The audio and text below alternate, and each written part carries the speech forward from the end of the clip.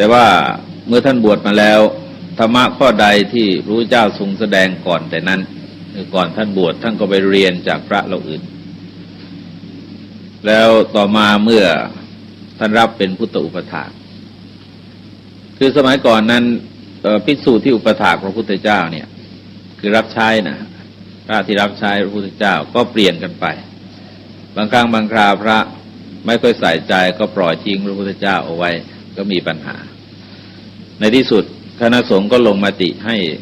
พระอานนท์รับหน้าที่อุปถากพระพุทธเจ้าตลอดไป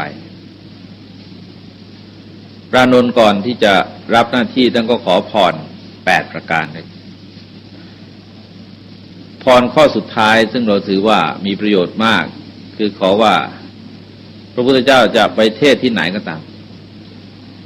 ถ้าหากว่าท่านไม่ได้โดยเสด็จด้วยก็ขอให้พระพุทธเจ้ากลับมาเทศให้ท่านฟังอีกทีหนึ่ง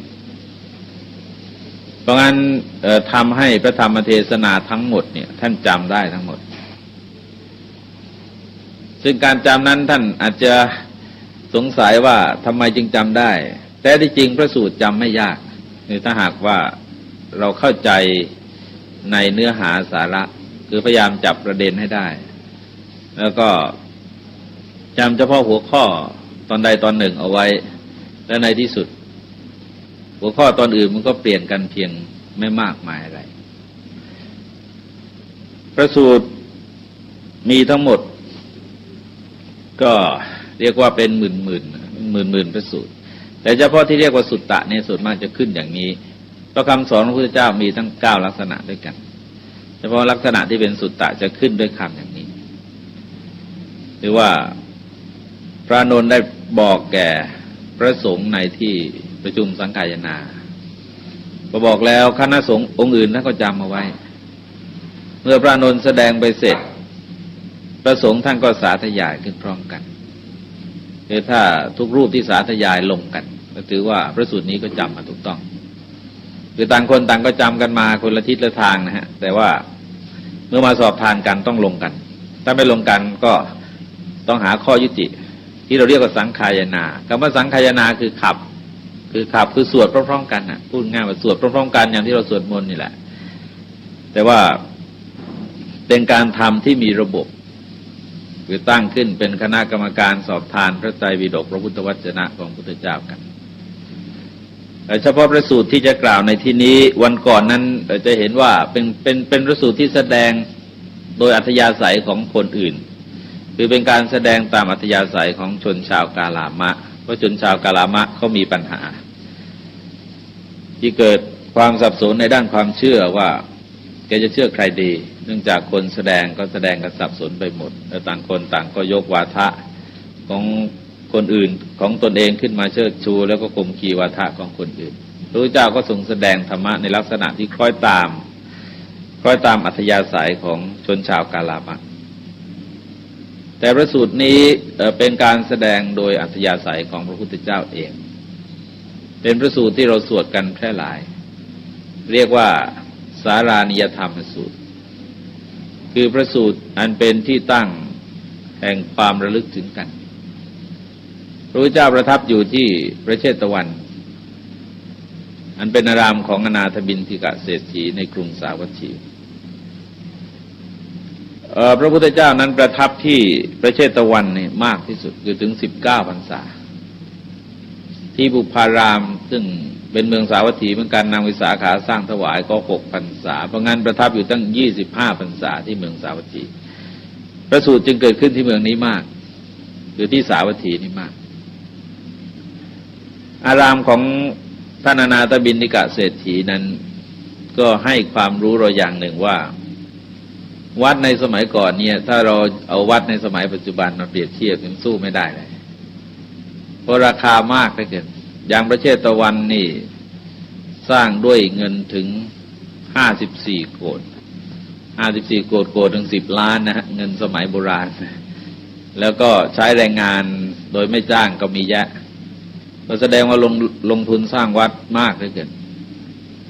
อย่างบุพารามมหาวิหารของนางวิสาขาเนี่ยพอรู้ว่าปราสาทเนี่ยแต่ละชั้นนี่มันมีอยู่ตั้ง500 ห้องพระขึ้นไปอยู่ได้ทีเป็นพันๆ ขึ้นมาอยู่ที่ปราสาทนั้นก็ต้องใหญ่โตมโหฬารนะลงทุน27 โกฏสร้างแสดงว่าสร้างใหญ่มากพระพุทธเจ้าก็รับสั่งเรียกภิกษุทั้งหลายมาแล้วก็ทรงแสดงธรรมะที่เราเรียกว่าปรารภความสามัคคีโดยทรงใช้คำว่าเราจะแสดงธรรมอันเป็นที่ตั้งแห่งเครื่องระลึกกันเป็นธรรมะที่สร้างความรักปิยกรุณากระทำความรักให้บังเกิดขึ้นครุกรุณาคือกระทำความเคารพให้บังเกิดขึ้นสังหายะเป็นไปเพื่อการสงเคราะห์กันอวิวาดายะเป็นไปเพื่อการไม่วิวาทกัน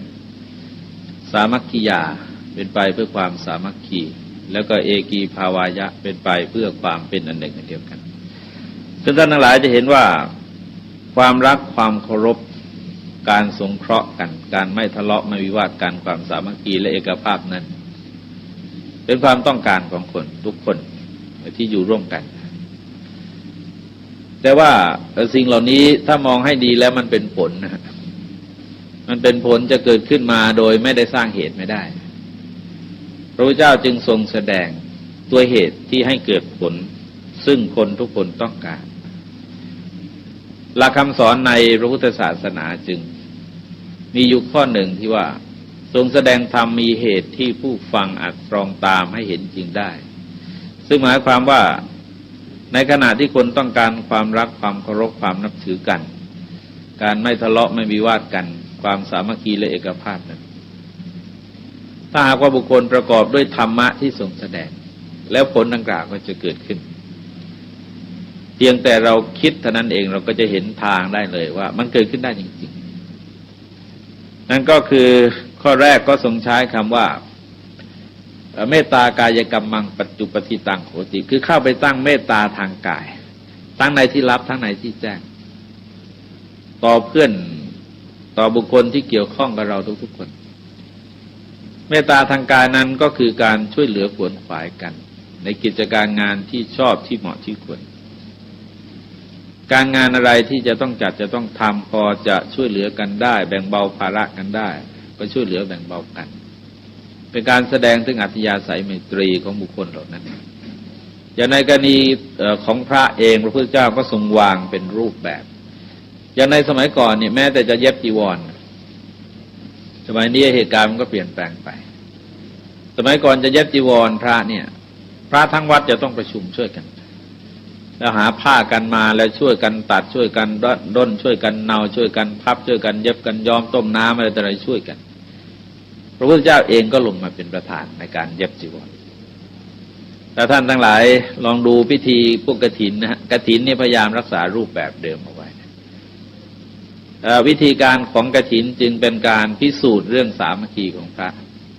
คือจำกัดไว้เวลาเลยเวลาวันเดียวเท่านั้นต้องทำให้เสร็จผ้าผืนหนึ่งเย็บเสร็จย้อมเสร็จแล้วก็ตากแห้งแล้วก็กลานเสร็จอะไรนี่ถึงถ้าหากว่าพระในวัดนั้นทะเลาะกันก็คงทำไม่ได้แต่ปัจจุบันบางทีมันก็ไปแก้โดยวิธีเอาเครื่องจักรเข้าช่วยแต่สมัยก่อนนี่เย็บมือเลยคือพระจะต้องลงพร้อมกันซึ่งก็หมายความว่าคนเราทุกคนที่อยู่ร่วมกันจะต้องสามัคคีกันแต่ไม่งั้นก็ทำไม่สำเร็จไอ้เมตตาทางกายกรรมเนี่ยนอกจากว่าเป็นหลักที่จะให้เกิดผลดังกล่าวแล้วก็ยังเป็นเวยาวัจจะใหม่คือบุญที่สำเร็จด้วยการช่วยเหลือขวนขวายในกิจการงานที่ชอบต้องมีข้อแม้นะฮะว่าต้องช่วยกันเฉพาะกิจการงานที่ชอบเท่านั้นแล้วข้อที่สองก็คือเมตตาวจีกรรมได้แก่การพูดถึงกันคือต้องพูดถึงกันด้วยเมตตาซึ่งเราจะเห็นได้ว่าเมื่อเราพูดถึงกันโดยเมตตานั้นมันจะต้องแบ่งใจเอาไว้ในบางเรื่องสมมติว่ามีเรื่องเสียหายที่เกิดขึ้นแก่ใครก็ตามหรือว่าเรื่องราวอะไรก็ตามมันก็ต้องแบ่งใจเอาไว้ไม่ใช่ว่าปักลงไปเลยอย่างส่วนมากแล้วเรามักจะพูดด้วยโมหคติคือมีเรื่องอะไรเราก็รับลงไปทั้ง100%เลยแล้วก็พูดเพิ่มเติมเข้าไปโดยขาดเมตตาแต่ลักษณะวาจาที่ประกอบด้วยเมตตาจึงต้องคือแบ่งใจเอาไว้ส่วนหนึ่งก็เรียกว่าทำนองที่พูดว่าอะไรฟังหูไว้หูฟังหูไว้หู ก็อาศัยความรู้สึกที่ประกอบด้วยเมตตาเนี่ยแล้วก็พูดออกไปด้วยความปรารถนาดีหวังดีอย่างในกรณีของการพูดถึงนะฮะพูดถึงไม่ใช่พูดกลับพูดถึงใครก็ตามในทางที่ไม่ดีเนี่ยคือไม่ควรจะพูดไปจนเกินพอดีไปเพราะว่าอาจจะกลายเป็นวจีทุจริตไปได้ทีนี้ถ้าพูดกลับคือสนทนากันก็ต้องอาศัยวาจาที่ประกอบด้วยเมตตาลักษณะของวาจาที่ประกอบด้วยเมตตาบางครั้งก็ไม่ได้หมายถึงว่าจะต้องไพเราะเสมอไปนะครับเพราะว่าชั้นของการใช้วาจาที่ทรงแสดงเอาไว้ในอภัยราชกุมารสูตรคือพระวาจาที่พระเจ้าทรงประดำรัสทรงตรัสนั้นจะมีอยู่2ชุดเท่านั้นคือเรื่องนั้นเป็นเรื่องจริงเป็นเรื่องดีมีประโยชน์ถูกกาละคนฟังชอบใจนี่ชุดหนึ่งมีองค์ประกอบอยู่5ข้อด้วยกัน1เรื่องนั้นเป็นเรื่องจริง2เป็นธรรมหรือว่าดีเนี่ยฮะ1จริง2ดี3มีประโยชน์4ถูกการแล้วก็5คนฟังชอบใจอีกชุดหนึ่งนั้นเป็นเรื่องจริงเป็นเรื่องดีมีประโยชน์ถูกการคนฟังไม่ชอบใจซึ่งจะเห็นได้ว่าในกรณีที่คนฟังไม่ชอบใจแต่ถ้าหากว่าองค์ประกอบของวาจาองค์ประกอบของถ้อยคำ4อย่างข้างต้นมันดีคือเรื่องจริงเรื่องดีมีประโยชน์ถูกการแม้บางครั้งบางคราวคนฟังไม่ชอบใจแต่ให้อาศัยเมตตาจิตพูดเช่นว่าการว่ากล่าวตักเตือนแนะนำพร่ำสอนดุด่าตำหนิความบกพร่องผิดพลาดต่างๆมันก็จำเป็นนะฮะไอ้คนฟังก็ไม่ชอบหรอกไอ้คำพูดในลักษณะนั้นแต่ว่าต้องรู้กาลที่จะพูดวาจาเช่นนั้นพระธรรมเทศนาของพระพุทธเจ้าถ้าลองสังเกตดูจะมีในลักษณะ2แนวหนึ่งเขาเรียกว่าใช้คำบาลีนะฮะใช้คำบาลีว่านิกหมุขเทศนาคือธรรมเทศนาที่กล่าวกำราบก่อนคล้ายๆกับปรับพื้นที่ที่จะสร้างบ้านสร้างเรือนคือกำราบซะก่อนแล้วจึงจะแสดงธรรมะทีหลังแต่วิธีหนึ่งเขาใช้คำบาลีว่าอนุกหมุขเทศนาคือพระธรรมเทศนาที่แสดงในรูปของอนุเคราะห์คือคนมันพร้อมอยู่แล้วที่จะฟังธรรมได้พระพุทธเจ้าก็ทรงแสดงธรรมไปเลยโดยไม่จำเป็นที่จะต้องไปกำราบอะไรให้เกิดสำนึกสักก่อนคือบางคนนี่มากระด้างมาก็ทรงใช้วิธีกำราบซึ่งเราจะเห็นว่าไอ้ลักษณะนี้ที่จริงมันก็แรงนะฮะก็แรงและคนฟังเองเขาก็ไม่ชอบใจแต่มันเป็นเรื่องจริงเป็นเรื่องดีมีประโยชน์ตรงนั้นคือข้าวสูตรก็พูดได้เพราะงั้นวาจาที่พูดออกไปโดยเมตตาเราจะเห็นได้ว่าพระพุทธเจ้าจึงทรงแสดงเอาไว้เป็นนันมากอย่างหน้าที่ของชาวบ้านที่จะต้องปฏิบัติต่อพระในเรื่องทิฏฐกนะฮะเรื่องทิฏฐกก็ทรงแสดงไว้5ข้อก็คือธรรมะที่กล่าวมาแล้วเนี่ยเมตตาทางกายทางวาจาทางใจเพราะอะไรเพราะว่าเรื่องการปฏิบัติเกี่ยวข้องกับผู้ที่บวชมาหรือว่าพวกพระภิกษุสามเณรเนี่ยก็ต้องทำด้วยเมตตาคือไม่ใช่ว่ามองพระเณรเป็นคนนอกอย่างที่เรามีอยู่โดยเฉพาะในระบบการศึกษาปัจจุบันคือคล้ายๆกับว่าอย่างวันก่อนดร.วิษณุเข้ามาพูดเข้ามาอภิปรายที่สภาเนี่ยก็บอกว่ามองในแง่กฎหมายคล้ายๆกับว่ากฎหมายจะไม่ยอมรับว่าท่านเป็นประชาชนโดยตามไปเพราะว่ากฎหมายได้ปิดกั้นไว้เยอะแยะเลยที่ทำให้ใช้สิทธิ์ในความเป็นประชาชนไม่ได้ซึ่งว่าสิทธิ์เหล่านั้นก็เป็นการจำยอมไปแล้วแต่ว่าสิทธิในการศึกษาและเรียนเนี่ยก็ยังถูกปิดกั้นเป็นต้น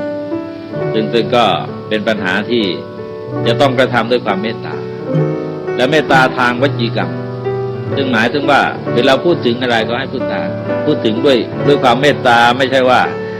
จะเกณฑ์ให้พระเป็นอย่างนั้นเป็นอย่างนี้อยู่ตลอดระยะเวลาเพราะว่าพระเราก็เป็นปุถุชนที่จะบวชมาเพื่อฝึกปรืออบรมฝึกฝนตนเองเหมือนกันนิ่งๆปุ๊บปั๊บจะให้เรียบร้อยมันก็เป็นไปไม่ได้แล้วก็ต่อไปก็คือเมตตามนุษย์ครับคือความคิดถึง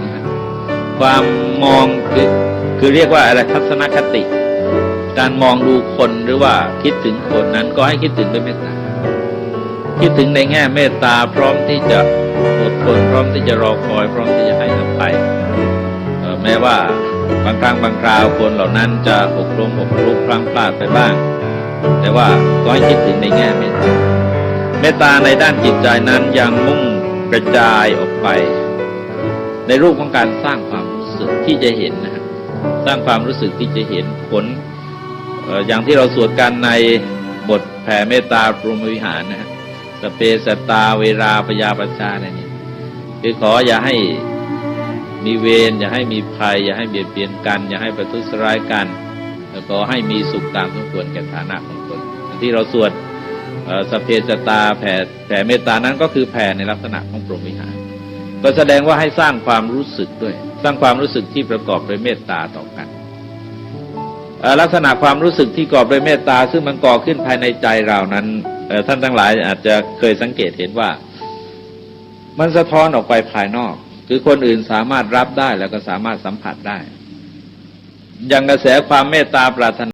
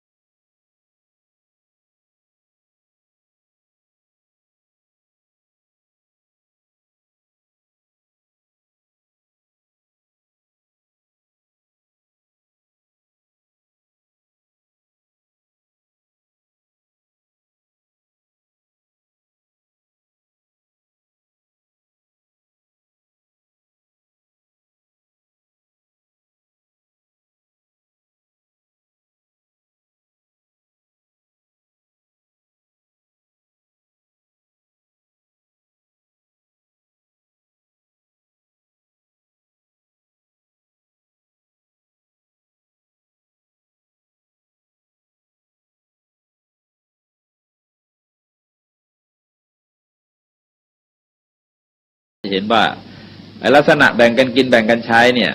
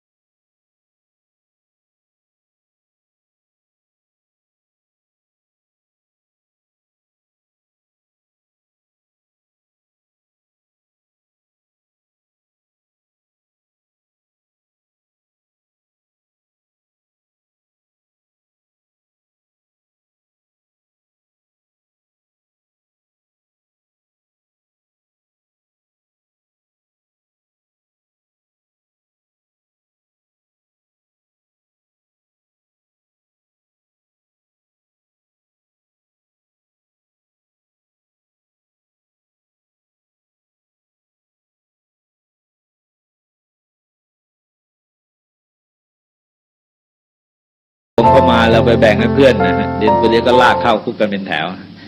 ก็เอาแต่เฉพาะว่าของสน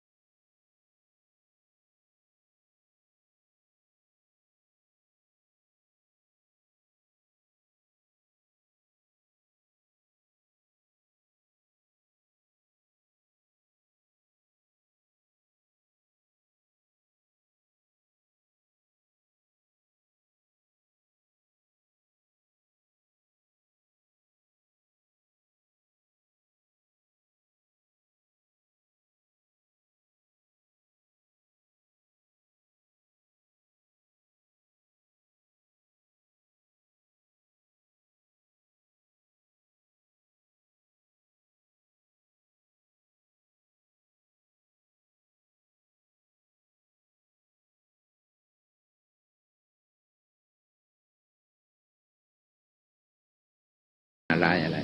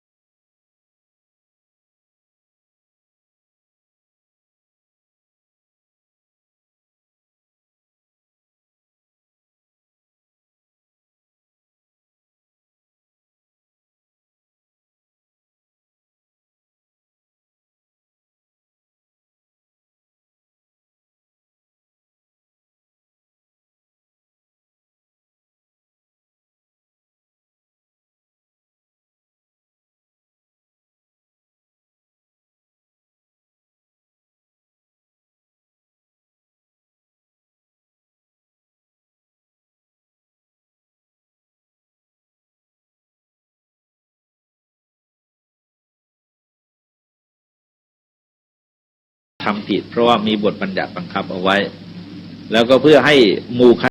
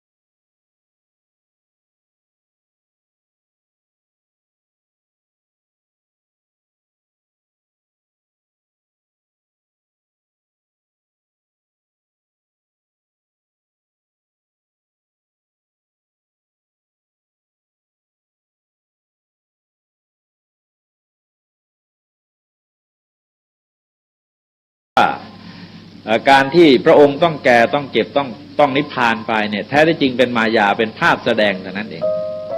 แ แต่แท้ที่จริงแล้วพุทธภาวะคือความเป็นพระพุทธเจ้านั้นเป็นอนันตะคือไม่มีเบื้องต้นนะก็ออกมาเป็นแนวความคิดทางมหายานทีหลังนะมหายานก็มีกาย3 กายนะฮะก็มีสัมโภคกายนิรมานกายแล้วก็มีธรรมกาย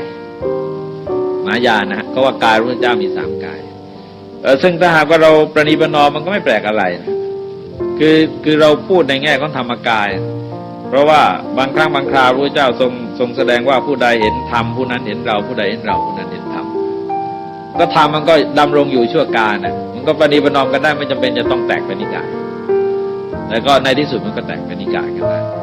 นิกายแตกตั้งคราวนั้นตั้งเท่าไหร่ฮะ18 20เป็น20นิกายแตกออกไปได้จนเป็นเบี้ยหัวแตกหมดเลยแต่ว่าแตกเป็นนิกายไม่ได้แตกไอ้อย่างที่อยู่ในปัจจุบันนะฮะแตกแล้วก็อยู่วัดเดียวกันนะ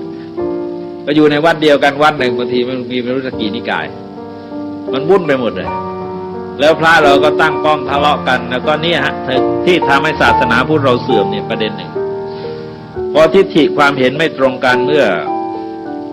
ศตวรรษที่14นะเริ่มศตวรรษที่14จนถึงศตวรรษที่17คือพศ1400 ถึง 1700นะฮะมีนิกายอยู่2 นิกายที่แตกทั้ง2 ฝ่ายนะทั้งศีลทั้งทิฏฐิแกพบกันแล้วมีแต่เถียงกันตกลงว่าเจอพระก็นั่งทะเลาะกันนั่งเถียงกันชาวบ้านก็ไปดูพระไปฟังพระก็ฟังพระทะเลาะกันฟังพระเถียงกันไอ้ศรัทธามันก็หย่อนนะแล้วคนยุคเก่ามันก็หมดไปคนยุคใหม่เกิดขึ้นก็ไม่เห็นว่าอะไรพระมันเถียงกันก็ขัดแย้งกันเองไม่รู้จะปฏิบัติยังไงเพราะพระเองก็อธิบายไม่ตรงกันเลยไอ้ความเคารพนับถือศรัทธาในศาสนาก็พออิสลามเติบบุกเข้ามาในอินเดียจริงๆไอ้กองทัพมันเป็นกองโจรแบบที่ทำเราปรุงแตกคราวที่2แต่อาศัยที่ว่าไอ้ศรัทธาในศาสนาของคนมันย้อนด้วยกันย้อนจนไม่มีใครที่จะเสียสละชีวิตเพื่อพิทักษ์ศาสนาก็เสื่อมหายไปจากอินเดียตั้ง800 ปีทั้งที่อะไรหลักฐานต่างๆยังมีอยู่เยอะแต่เพราะว่าศรัทธามันไม่มีเนื่องจาก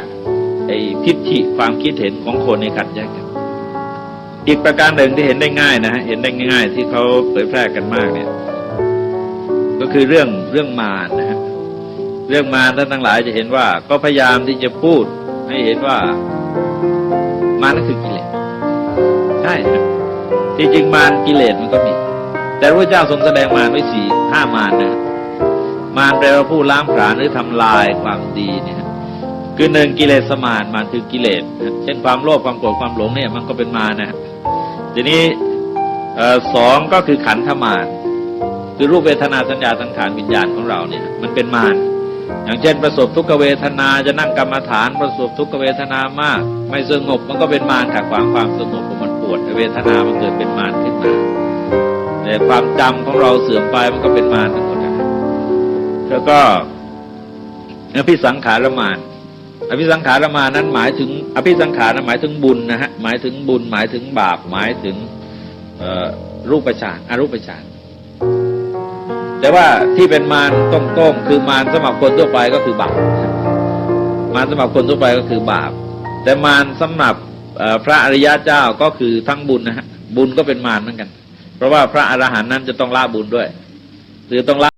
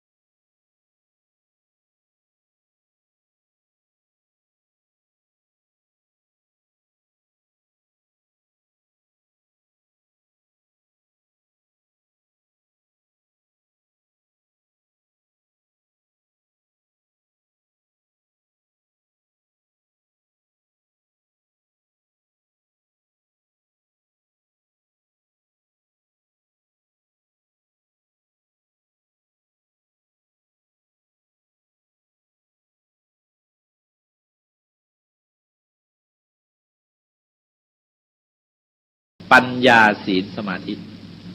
ทำไมจึงเรียนแบบปัญญาศีลสมาธิเพราะว่าจะต้องมีสัมมาทิฏฐิ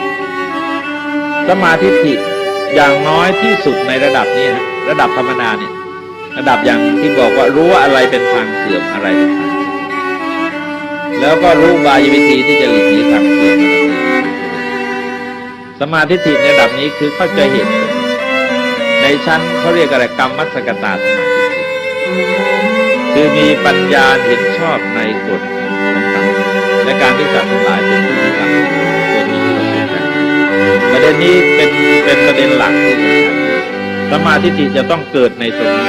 เพราะอะไรเพราะถ้าหากว่าเราไม่ยอมกฎไม่ยอมรับกฎแห่งกรรมกฎของความดีความชั่วไอ้สัมมาวาจาไม่รู้จะพูดไปทำอะไรสัมมากัมมันตะสัมมาชีวะอะไรต่ออะไรเนี่ยเราจะเห็นว่ามันจะเกิดขึ้นไม่ได้เลยถ้าความคิดมันไม่เป็นสมาธิตัวนี้จะเดินไม่ได้พอความเห็นชอบความคิดก็ชอบแล้วความคิดก็ชอบคนเราคิดก่อนจะพูดเนี่ยไอ้คำพูดก็ชอบเมื่อความคิดชอบความเห็นชอบความคิดชอบในการกระทำชอบอาชีพก็ชอบไปเป็นแถวไปต้องเริ่มมาที่ความเห็นชอบถ้าหากว่าความเห็นยังไม่ชอบหรือว่าความเห็นยังไม่เป็นสมาธิจิตก็เรียกว่ายังไม่พร้อมที่จะปฏิบัติยังไม่พร้อมที่จะปฏิบัติธรรมะดังนั้นอย่างที่พระพุทธเจ้าทรงไปโปรดท่านปัญจวัคคีย์ก็มาเริ่มที่ปรับความเห็นให้เป็นสมาธิจิตก่อนท่านปัญจวัคคีย์นั้นท่านยังปักใจของท่านว่าไอ้คนเราจะตรัสรู้ได้มันก็ต้องทรมานร่างกายแหละต้องบำเพ็ญทุกขกิริยาทรมานร่างกายจึงจะเป็นพระพุทธเจ้าได้นี่เจ้าชายสิทธัตถะไม่ทรมานร่างกายและตรัสรู้ได้นี่มันเป็นแบบไหนพระพุทธเจ้าต้องเสนอเงื่อนไขให้ท่านคิดจนปรับแนวความคิดออกมาเป็นสมาธิคือเห็นว่ายอมรับนะอย่างน้อยก็ยอมรับพระพุทธเจ้าตรัสรู้แล้วต่อมาพระองค์ก็เริ่มได้ก็ฟอกจิตให้เกิดเป็นสมาธิขึ้นมาโดยลำดับสมาธิในที่เป็นหลักสำคัญมากก็คือมีสองหลักนะให้โปรดสังเกตว่าสมาธินั้นมีอยู่สองหลักหลักแรกก็คือหลักที่เกี่ยวกับสังสารวัฏที่มิจฉาทิฏฐิมันแบ่งออกเป็นสองฝ่ายนะมิจฉาทิฏฐิที่บอกว่าสัตตทิฏฐิคือเห็นว่าโลกเที่ยงหมายความว่าคนเราตายจากอะไรจะเกิดเป็นอย่างนั้นแล้วก็อุเฉททิฏฐิถือว่าชีวิตเราขาดศูนย์คือตายไปแล้วก็ขาดศูนย์ไปเลยชีวิตมีกองขี้เถ้าเป็นที่สุดอะไรนี่คือเรื่องของสังสารวัฏถือว่าเป็นมิจฉาทิฏฐิเพราะงั้นในแง่ของสัมมาทิฏฐิคืออะไรสัมมาทิฏฐิก็ถือว่าปัจจัยของสังสารวัฏนั้นมันก็อยู่ที่องค์ประกอบสำคัญก็คือกิเลสกรรมนะกิเลสกรรมแล้วก็วิญญาณถ้าหากว่ายังมีกิเลสยังมีกรรมอยู่ไอ้วิญญาณมันก็ต้องมีอาศัยธรรมอาศัยองค์ประกอบสามอย่างนี้การเวียนว่ายตายเกิดในสังสารวัฏก็ต้องมีอยู่ตามนั้นเพราะงั้นจะพูดว่าเที่ยงก็ไม่ได้เพราะมันขึ้นอยู่กับเงื่อนไขของกรรมที่แต่ละชีวิตทำไว้ไม่เหมือนกันแต่ถือว่าขาดศูนย์ก็ไม่ได้เพราะไอ้ตัวมูลเหตุมันยังมีนี่คือหลักความเห็นที่เป็นสมาธิในเรื่องของสังสารวัฏซึ่งพระพุทธเจ้าทรงรู้ด้วยพระญาณข้อแรกนะฮะข้อคือเปนิวาสานติญาณที่ทรงบรรลุในคืนนั้นเปนิวาสานติญาณแล้วก็ข้อที่สองก็คือเรื่องเกี่ยวกับกรรมความเห็นเกี่ยวกับกรรมนี่ถือเป็นมิจฉาทิฏฐิอย่างแรงนะที่ทรงใช้คำว่าเหมือนกับชาวประมงดักปลาคำสอนในแนวนี้มันก็ชาวประมงดักปลาก็เพื่อประโยชน์ตัวเองคือเอาปลาเข้าไปให้ติดในข่ายของตัวเองแล้วก็เป็นประโยชน์ของตัวเองคำสอนที่เป็นมิจฉาทิฏฐิในเรื่องกรรมก็มี3เรื่องนะฮะคือ1อกิริยาทิฏฐิถือว่าบาปบุญไม่เป็นการทำอเหตุกาทิฏฐิคือผลที่เกิดขึ้นในชีวิตของเราเนี่ยไม่มีเหตุอะไรมันเกิดขึ้นเองเกิดขึ้นลอยๆนะแล้วคำสอนในแนวนี้ส่วนมากจะแปลกนะคือจะยกไอ้สิ่งที่ไม่มีชีวิตเป็นตัวอย่างเจ๊ก็บอกว่าจะบาปบุญมันจะมีได้ยังไงเหมือนกับฝนตกรดต้นไม้เนี่ยฝนได้บุญเหรอหรือว่าฟ้าผ่าต้นไม้นี่ฟ้าได้บาปเหรอคือว่าพูดเรื่อง